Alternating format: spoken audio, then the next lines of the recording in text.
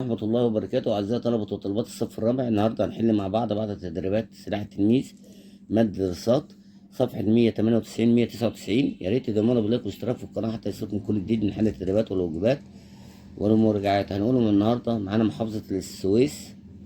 لاحظ الخريطة المقابلة واستنتج مدلول الأرقام عليها. هنكتب كل رقم بيشير لإيه يا شباب. هنبص هنلاقي رقم 1 بيشير لنهر النيل، 2 بيشير للبحر المتوسط. أقل محافظات مصر في الكثافة السكانية هنقول برضو جنوب سيناء.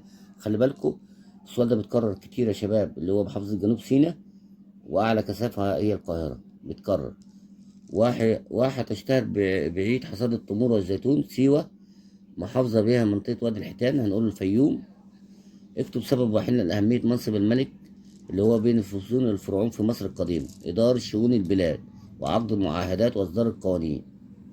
كان منصب مهم لأنه هو كان بيدير شؤون البلاد وعقد المعاهدات وإصدار القوانين. السؤال الثاني، اكمل العبارات التالية بكلمات مناسبة مما بين القوسين. العمل، خوفه، الجوي، توفيق، القوم، الخدمات، العشوائيات.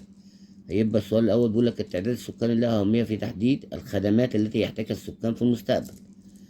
الهجرة من الريف للمدن نتج عنه ظهور العشوائيات يا شباب. تسهم السياحة في توفير فرص العمل.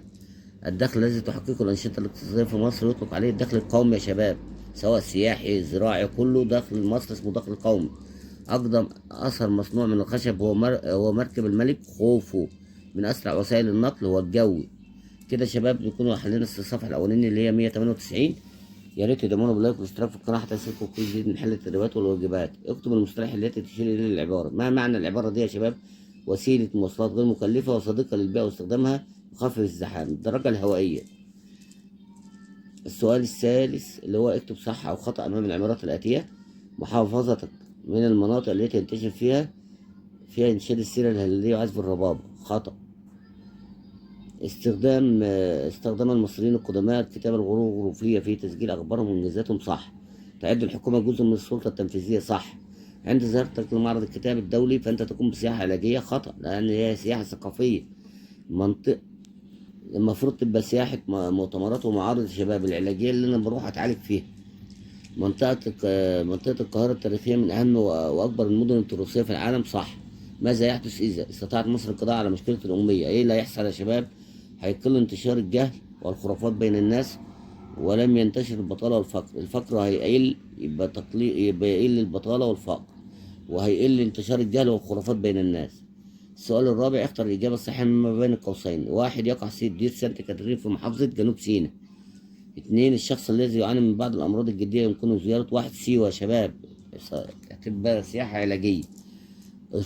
أرسلت الملكة حتشبسوت رحلاتها التجارية إلى بلاد بونت باستخدام السفن. وبرضه السؤال ده اتكرر يا شباب، اللي هو أرسلت حتشبسوت رحلاتها التجارية لبلاد بونت باستخدام السفن. المحافظة على البيئة من التلوث علينا استخدام مصادر طاقة نظيفة مثل الطاقة الشمسية. النشاط الاقتصادي الأصلي لسكان البدو هو رعي الغنم يا شباب. مشكلة الأمية في مصر من المشكلات الاجتماعية. اذكر نتيجة واحدة. اهتمام الدولة بالتراث الثقافي. ليه؟